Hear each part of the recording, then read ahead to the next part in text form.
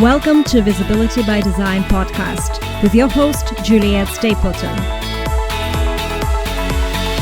In this show, I want to help you combine your marketing strategies and your human design potential so you can show up, stand out, and attract your perfect clients with confidence and ease. Are you ready? Enjoy the show.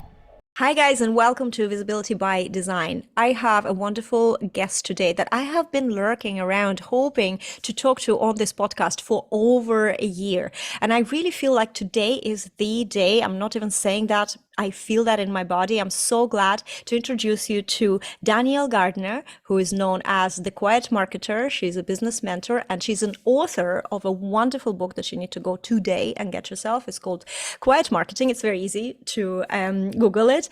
And it's all about a calm and minimal approach to business and visibility for highly sensitive solopreneurs, which I think we're all kind of highly sensitive, especially in this noisy world. Danny, welcome to the show.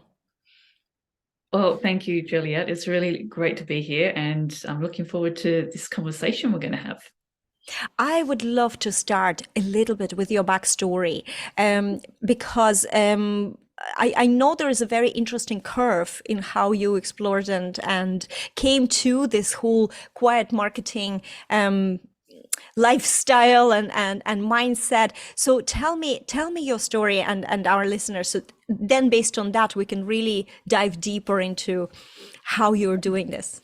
Yeah, okay. So if I think back to the very beginning, I was actually doing energy healing work, basically, and kinesiology. But I was actually I started off, I actually had got a redundancy from my corporate job. So I sort of left with a little bit of money in my pocket. And I had learnt this reconnective healing thing, and I was on this practitioner listing online, and I was actually getting people come to me pretty easily, and I remember sort of thinking, this is like too easy. This is wrong.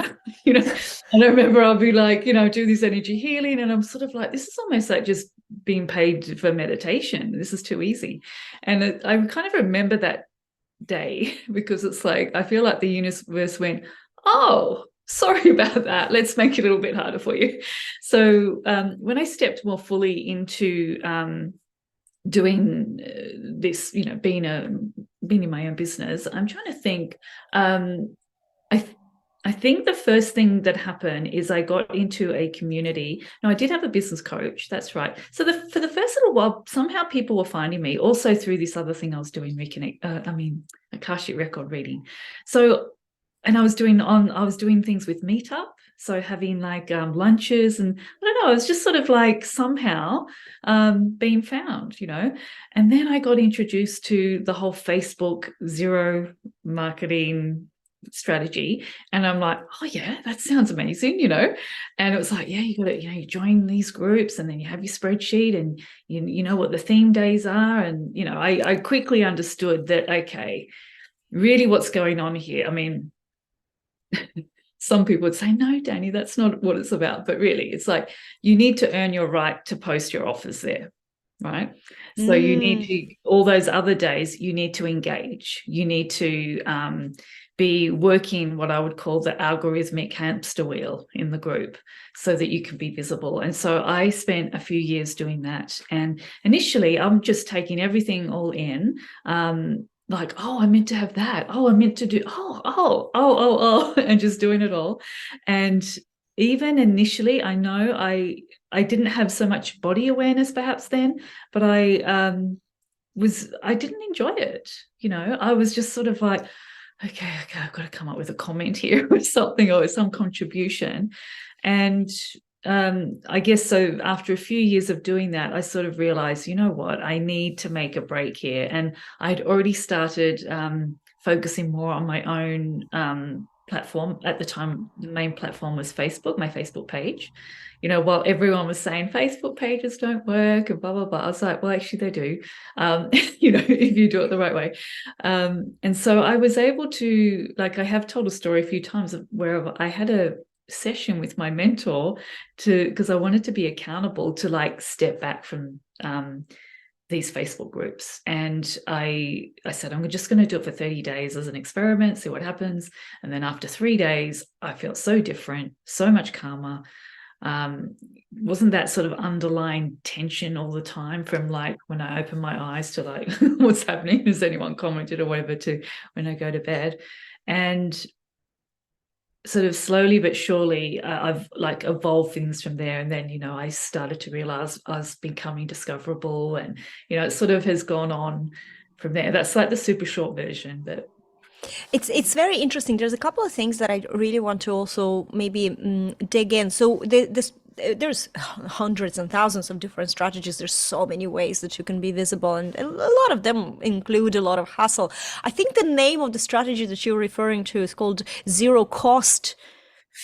Something zero cost. There was something about the cost, and I really liked that. Yeah. What did I call it? Zero what? Just zero. I think you just missed this. But zero. Yeah, zero cost, definitely. Yeah. But the reason why I kind of pointed it out, because it doesn't matter, guys. Don't go Googling it. It's not the point. The point is that there is a massive cost. Yes, absolutely. To this kind of marketing. Yes, and you mentioned that you wake up in the morning, you grab a phone, how many notifications, how many comments, where do I have to put? And even though, sometimes those who work with me, we do have an activity where we do kind of, share and we comment on each other, but this doesn't happen within groups like what you're describing. First of all, it's kind of like feeding our own visibility publicly, but that's not about that. It's about the mental anxiety when you're putting so much pressure onto what you're doing, these daily activities, that then they rob you of your life. You literally have no life. Yeah, of course. And something that comes to mind, I haven't really put it like this before, but to me, the whole Facebook group environment felt like it sort of triggered maybe old wounds of popularity contest at school or something. I love this topic. Yes, that's just gave me shivers. Because yes. Am I the cool girl yet? Am I in with the in crowd yet? Like that kind of thing. I think it sort of unconsciously brings up a lot of that, which, then that's why it's all so tense, what was for me at least. Yeah. I think it's a good time now to mention that you're also a sacral generator by Human Design 2-4 profile, which is a generator. As far as I am observing, there's one of the common blocks is like, I want to be doing things properly. Am I doing it properly enough? Am I doing it good enough? And then comparing yourself constantly with others. So in a way, that kind of strategy is almost toxic for a generator, especially if you would have the inclination to constantly think, what am I doing wrong? Am I doing everything that it should be done? You feel like you're following the process, and this is what you want, and you're good at processes, but not every process would. It doesn't mean that you need to follow a process that doesn't feel good. And you mentioned that you didn't feel good at all. Yeah, for sure.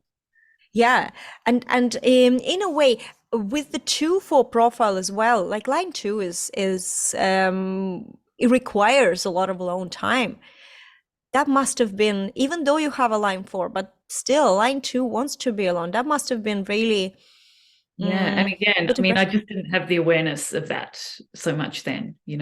I may have had an awareness of that in a family social context, but I hadn't yet realized that in business. And of course, because I've also got that kind of paradoxical thing of the 4, going, hey, where's the party?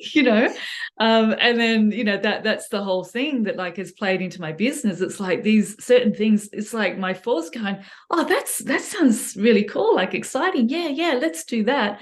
And this is where this idea of playing the whole tape through has been really important for me, because it's like, okay, play that tape through. Where does it go? And then I'll go, oh, yeah, right. And then I realize that this is when the 2 line needs come in. It's like, oh, yeah, I'm not considering that there's no end to that. There's no full stop. There's no, and yeah, okay. Like, so I've got such great awareness of that now. And I think we will talk about this a little bit later because I want to bring you into kind of practical stuff about this. One of the reasons why I got so connected to you, I think I came across your post on Instagram.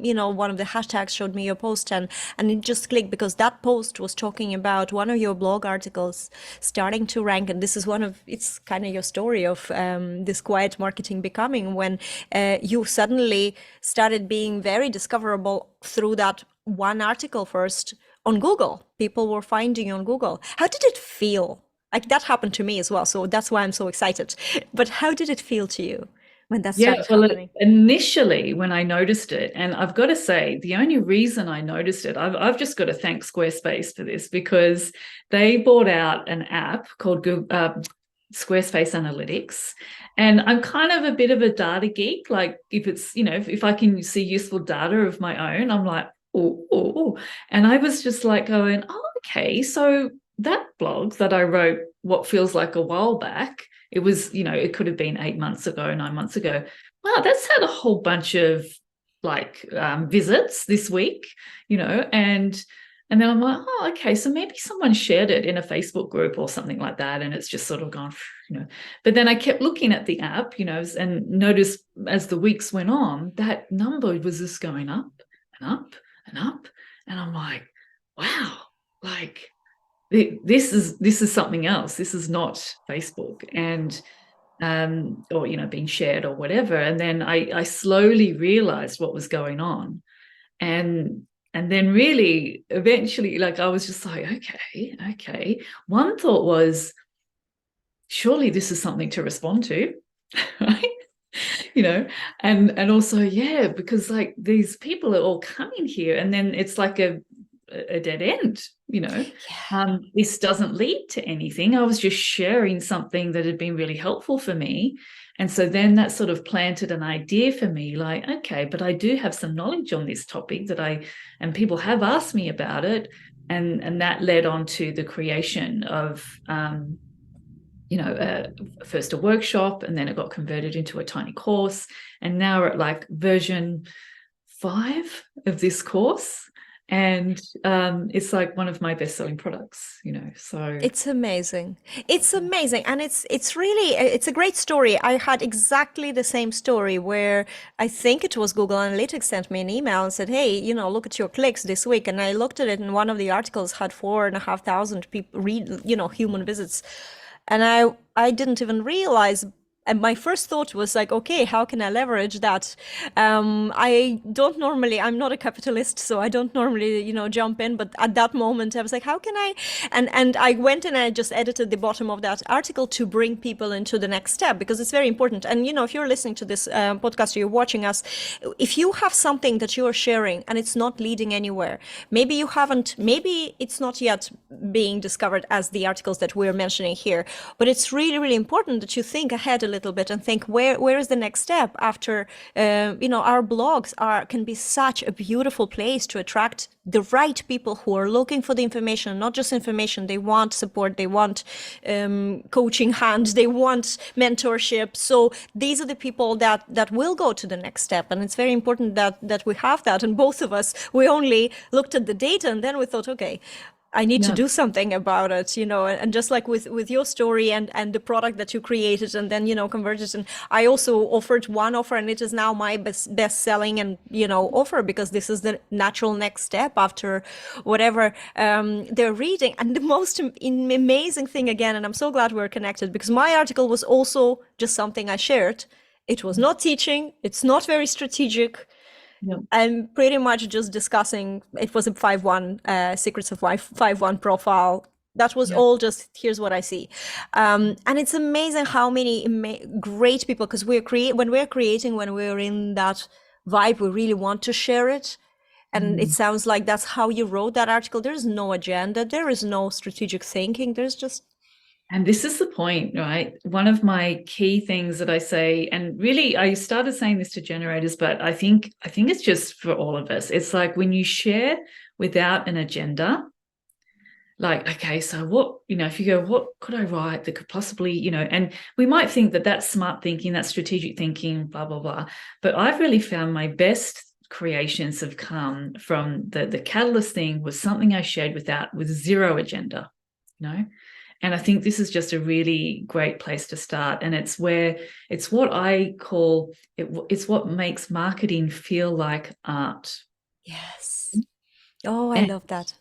You know, the lady I mentioned just earlier, when we were talking, Alexandra Franzen, she, in one of her newsletters one time, she wrote about how marketing and make art in sound the same. And it's like, yeah, like, and I really have sort of picked up that language in as well and gone, yeah, it's like you can actually, your marketing can feel like art to you. And if it doesn't, then have another look, because you're probably doing a bunch of stuff that you don't really want to do. You think you have to do.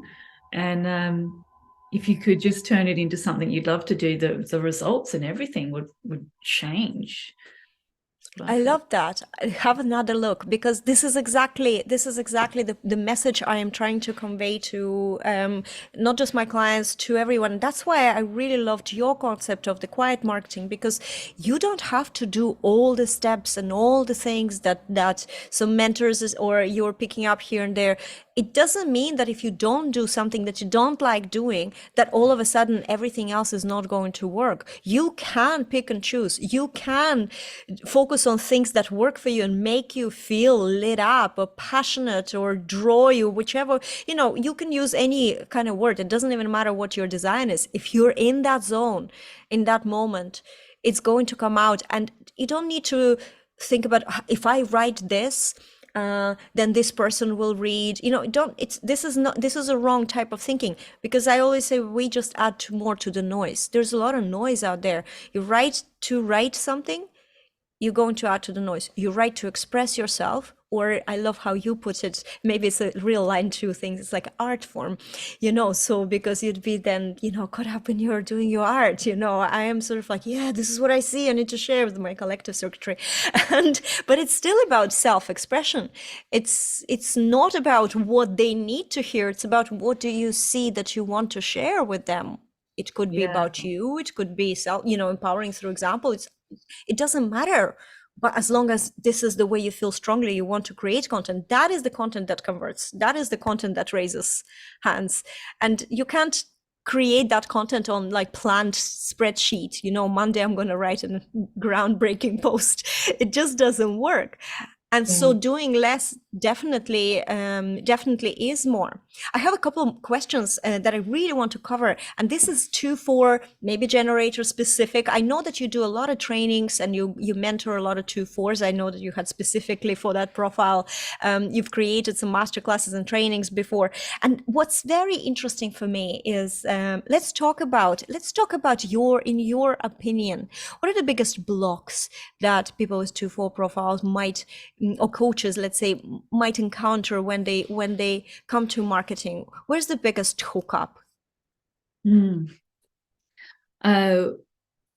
I think that they put themselves in the position where there is no freedom to retreat.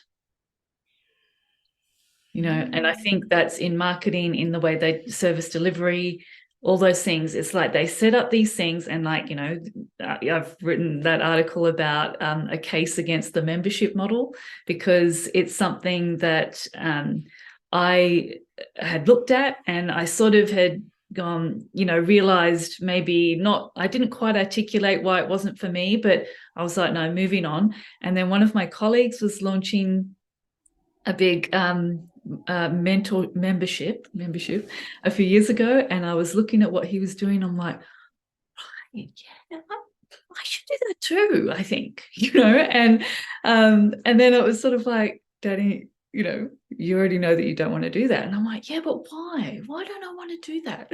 And so I sat down and I really was able to articulate it. And a big part of this, I feel like it's such a 2-4 thing. It's like, because there's no end to it.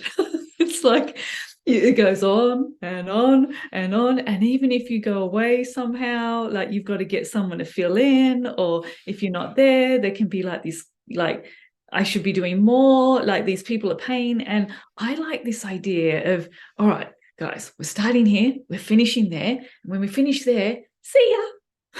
I'm disappearing for a while, right? It feels so good to like my being for that to happen. So I think that is a really big part of it. And then maybe because I don't think we can articulate these things until maybe someone says it, or maybe we eventually come to these own realizations. But I think on the 2 line, let me think. I think what happens is there can be this hesitancy then to like enter anything, because of the sort of the background fear of overwhelm, and not having like the business boundaries and things like that. And like one of them that I think would be probably a bit of an issue for a lot of 2 lines especially is like things like the direct messaging marketing strategy. I was like, I was never someone who said DM me. I just thought, no, email me. Like, never wanted that. But, people started direct messaging me, and I would get things like, oh, so yeah, can you tell me what, about your offerings? And I think, are you serious? Like, link in profile? like, so I don't know. I was getting little things like that. And then just people sending like little, as if they were my friend. I know it's yeah, there's a lot of people being taught on how to talk to strangers, and sometimes they really take it in a wrong angles that you wouldn't do that in real life, and they do it. Yeah. Or like people who I didn't really know from a bar of soap, they knew me and they're sort of interested in my work. And a lot of people would think, well, they're interested in your work. Why wouldn't you want to? Because no, I don't want a part-time extra job of being a help desk on direct messaging. And so I made this move to close it down. And like when I shared about that, like that was just people, whoa, holy hell, like never had considered it. And it's like, it was just this body here says no, this is not. This is fascinating to me. In fact, I wanted to direct message you on Instagram because that would have naturally would do that for the podcast invitation. And I went in there and I was like, no, you can't message Danielle, So I found the way because, when you want, you will find the way. But I want to also have a little, maybe a disclaimer. So it's not what I think what you're saying is not that if you're 2/4, don't do the direct messaging call to action, because I actually follow a really, really good messaging expert who is also a generator 2/4, and that's her strategy. So that's the way she chose to filter people through, because she doesn't want to do discovery calls. It's about what you feel like in your funnel, in the way people take the next step. Where are you comfortable, and if you don't want strangers to message you, then don't allow them. Yeah. Although our platform is Facebook. On Facebook, it's impossible to block your messenger. They still kind of can message you. But, you can then have systems in place that, some sort of even copy and paste templates that you can for your replies. Hey, I'm not here, email me at this address or whatever. So it's about choosing where you feel comfortable, I think, and where you feel like it's not infringing on your private space, maybe. Yeah. And this is the thing. It comes down to what is your own values, what's important to you, like I found by that specific move, it meant only the people who are really serious about something actually would email me. So it minimized, and I'm all about minimizing my screen time. And then I've had so many people say, because they couldn't message me and ask me something about a course, they went and found it themselves. They bought the course, job done, right? Yes, it's true. It's like, what real role does it play? That's what for my life, Yes, yeah. I already invest a lot of time, or enough time for me at least. And if you want to come closer into my circle by becoming a client or a student, I'm here for you, well, in my own way, like, do you know what I mean? But I just really what informed that decision is I'm just not prepared to have the phone in my hand all day. Like I feel like a lot of people are, and that if that's what lights them up, then go for it. But it doesn't. I would rather go for a walk outside and look at cows. Stuff like that. So It really is that, and I don't think it's a 2-4 specific thing about, I am a 1-3, and I used to hate getting messages. I am a very lone wolf in my design. I'm a very, very lone wolf person. And so, every time I got a message, there was this period where I was like, oh, what do you want from me? And I would get annoyed. So before I even open it and even look who sent it to me, I had to go get over this annoyance. Just leave me alone. I want my life, but of course you can still get DMs, and you can still get, you can set things up that they are not interfering, and you don't have to have an app on your phone. There's other things that you can do, whatever way. And it also very business specific. For example, if I take you, Danny, so you have a blog, you have people can find you through a lot of content you're putting in on Instagram. You have a very good YouTube channel. You have a blog that's really, really good. And then there's this next step. And next step is on their blog, it's very clear. There's like these courses you can go straight away, you can see. And so your business model is with the online courses that's available there. And then, there's, I think, 3 or 4, something like, there's small amount, but they're very poignant, and they're not very cheaply priced. They're okay. They're affordable for people who want to, but they're still like good for you. They're in a good price bracket, I think, for you, for the first step, for someone to come in, a stranger, and get into your world. Then you do the workshops, and you have your programs that, by the way, you mentioned this, like no membership. So right now, when you're offering the programs, and this is the 2-line, it's kind of like, I want to have a start and the end. So for you, maybe as a 2-line, and maybe there's more things to it, but the exit strategy seems to be, what if I finish your program and I really, really want to continue? I just have to wait. Is that's the boundary? Yeah. So for example, I've got a 3-month mentorship, or actually it's a mastermind, really. It is an actual mastermind rather than a mentorship.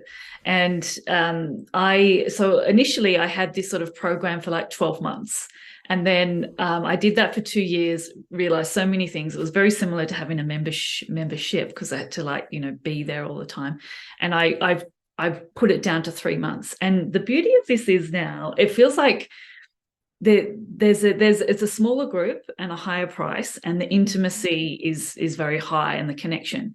And so often like it's coming to an end now, and like I have some of them saying, oh, this is over already. Like, I just wish we could go again. When are you running the next one, Danny?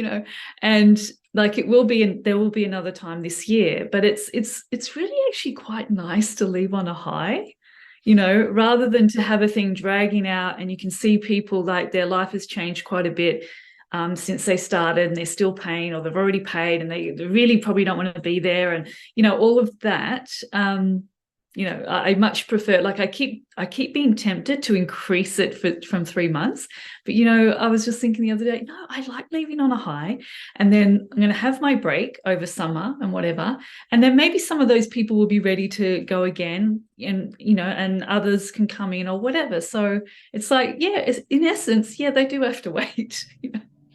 I love this. And basically, this is just demonstrates how you can absolutely build your business around what you like and what you don't like. You as a person, it's not about them. As you said, they can wait. They can find you. They can, if that's the way, if they want you, there will be an opportunity for them, and they might have to do a little bit extra digging. That's okay. There's also things plenty in your business model. Plenty is available.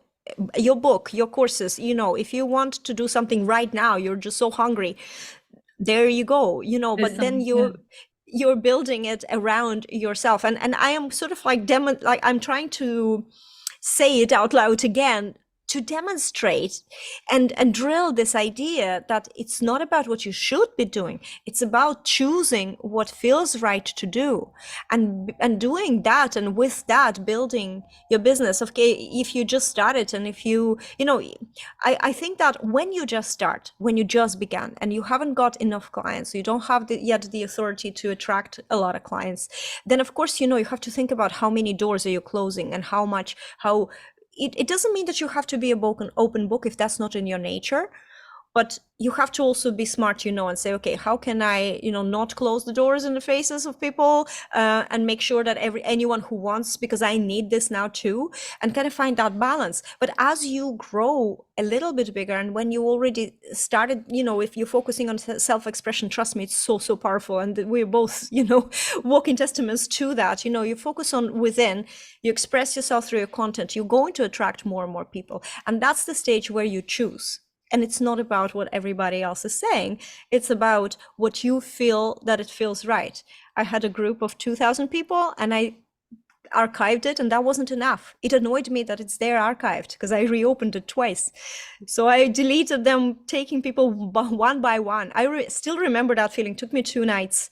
I was afraid that Facebook will block me or, stop access to my profile because I'm just doing this. But I felt so good. It's like every time, and they're lovely people, but they're incorrect in this scenario, in this role for me. And I was just, I know that maybe I'm wrong. But I'm going to say something. I celebrate everyone who unsubscribes from my email list.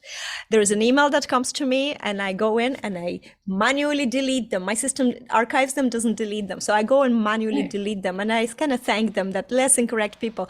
I think that you, in one of your blog posts, you were talking about this, about the incorrect people on your list, and just generally your attitude towards your list. I'd love to talk a little bit about that before we finish. Like what's your stance on who should be on your email list? Yeah. And I just want to say as well, it made me think, like, all of these decisions I've made are based on certain principles, right? That when people apply the same principle to themselves, they would come out with a different process, and that's perfect because it's what's aligned for them. So, like, in relation to the DMs, the principle is you don't have to be easily accessible, right? With the newsletters, my I guess principle or thought is, the conventional way is build your list quickly, nurture them once you get them on the list. My philosophy now is no. I'm going to nurture people before they join my list, before they become a client. And it's like, how am I going to do that? Well, because I didn't want to have an opt-in anymore. It's like, how I'm going to nurture them is I'm going to have some content. I'm going to share my thoughts. I'm going to share my perspective. It's not so much a how-to, whatever. It's more just sharing me. And if they like me enough and think, yeah, they will on their own, who knew, they could all on their own go to my website without a call to action and do something with me, and I've seen that happen. So I have a lot of trust in that now. And my thinking is, when I show up in their inbox, instead of them going, who the hell is Danielle Gardner? They're going to go, oh, it's Danny. I wonder what she's got to say today. They're going to absolutely know who I am. And that makes me feel like when I communicate to people, it's a different vibe. It's like, I'm not trying to prove myself to these people who don't know me from a bar of soap that have ended up on my list. There's more, we know each other a bit. Well, they know me at least, yeah. I love this. I love this because, at the end of the day, it's true that when we focus on, okay, grow your list and then you'll nurture this. First of all, you get a lot of people who are just information seekers, people who never are interested in any way to go further. I know that because that's me. I will go and research as my 1-3, I will go and research and I'll sign up and I'll take my email address. I just want to get into that piece of information. That's all I needed at the time. I don't need the nurturing. I'm not even connected to this person who posted this. This was just information. So I'm not saying that this happens every time, but this is very frequently that there in our audiences, there are different people with different roles. So sometimes you play a role of an information seeker. You're not interested in subscribing or buying or anything. And so we get these big lists full of these people who just wanted to hear this one thing, and that's it. That's what your role was in their lives, and that's it. And yet you're bending backwards to grab their attention, to get them, something more. And it does feel it's like you're there with the begging hand. Yeah. I find It was a similar feeling for me trying to entertain my Facebook group when all my clients came from outside, and then they became clients and became very active in my Facebook group. And I was saying, why are you doing it here? You have your own Facebook group. What's going on? An email list as well. I keep mine very, very little as well. And you're right. When somebody is so dedicated to learning more from you, that they open their wallets and they actually invest in themselves, in their knowledge, and they know that this is something. Even with online courses, let's be realistic, not all of us buy an online course and go through this whole thing, right? Sometimes we just take 1 or 2 modules. That doesn't mean that we're not dedicated to the person who created that course, and we're not following them, and we're not maybe open to jump into a container that is maybe something that we want, like a masterclass or something more with live interaction, or it doesn't even matter if it's much bigger investment. I think that this is how it works, and so I love that we kind of demonstrated that this is possible, and the quality of I think that the interaction on the list when you do that is so much better. Do you get a lot of people replying to your emails? Yes, some of them, depending on the email. And one thing I did realize is that my favorite clients, the ones that had invested the most with me, they weren't even on my list. And like sometimes I just assumed that they weren't, and that they were, and it'd be like, well, didn't you get that announcement? They're like, no. And then I started to see this pattern. My best clients never signed up for a freebie. This is part of how I made my decision. And I think that's still true. It's like if I have something to share, it's ungated. It's on YouTube, or there's a blog, or there's something, and go for your life. And if you want to come back and go deeper, then I'm here, That is beautiful. It's like this trust that the right people are going to come to you. There's this big element of trust. And, there's so many reasons why that's hard in the beginning. Like if you're desperate for money, and if but all of those things actually need to be addressed. It's kind of separately or whatever, so that you can have that trust and you can enjoy, and you can start the way you mean to continue, I think that from what I see and observe in a lot of people with line 2, especially 2-4 profiles, so first line is 2, there's a lot of insecurity. One of the shadows is one of the sort of insecurity, but am I good enough? Am I like, am I the value? How can I bring value? And I say, you are the value. You are the value. Express yourself. Like tell what you see. Tell what you, not even what you see. Just share. You said that, Danny, just earlier, just a few minutes ago. You said, I just share me. I just share me. And that is most magnetic. It's not the freebies. It's not even, you want to have a understanding what's the next step and make it available to them. But it's not about a particular one funnel that works, and you're trying it and it doesn't work for you. That's because you're trying to go through the wall. You need to go find the direction that feels right. And I wanted to wrap up and talk about the trust. And I'm so glad that you actually, that's exactly what you said.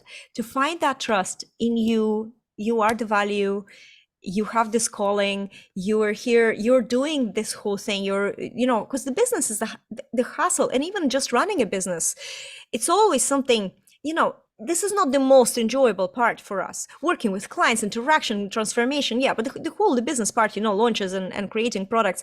Let's be honest, this is not where the juice is. The juice is what happens out of it, like the outcome of all these things, but we have to also, we have to focus on enjoying ourselves while doing that, right?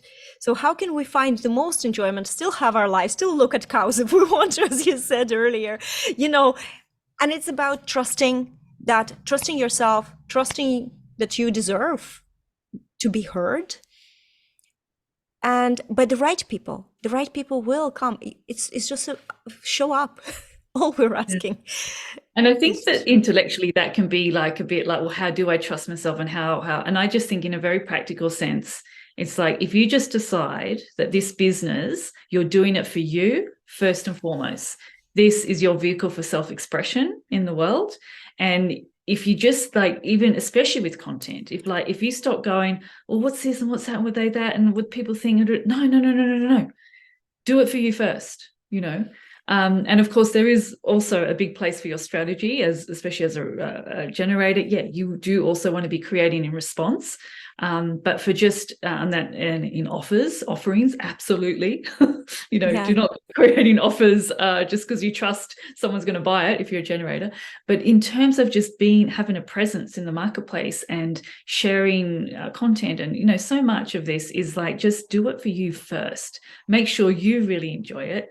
And then if you really enjoy it, really, others are going to really feel that. They're going to enjoy it too, Exactly. And enjoyment, it's not only what you do, it's also how you do it. Everything that we talked about, all the boundaries, all the decisions that you make in terms of, how you are choosing to be accessible, run your business, the funnels. This is all part of how you're going to enjoy it. It's not just about, oh, I enjoy writing or I enjoy being a video. Just to be clear. And it's empowering. It's empowering when you allow yourself to do that, isn't it? It feels so good. It feels so good. Dani, what's the next step for those who are listening or watching to get more of your goodness? Yeah. So as you've already heard, I don't have a freebie or a lead magnet. So the best place to start is my blog. Also on YouTube as well. They're probably the best places to start. And Instagram, it's just sort of a bit of fun for me. I don't have a full-on strategy there, but that's also a place to just get to know me a bit. Awesome. Guys, go ahead. Definitely follow Dani on Instagram. YouTube channel is wonderful. I just binged on it. There was a couple of days I didn't. That's all I did, and it was worth it. And it was just so interesting. And you have a lovely sort of soft and confident, and just this soft, quiet confidence demeanor that it's not overwhelming. You can really, really, take it at your own paces. It's wonderful. So guys, I really recommend that you do that. And I will see you in the next episode of Visibility by Design. Bye.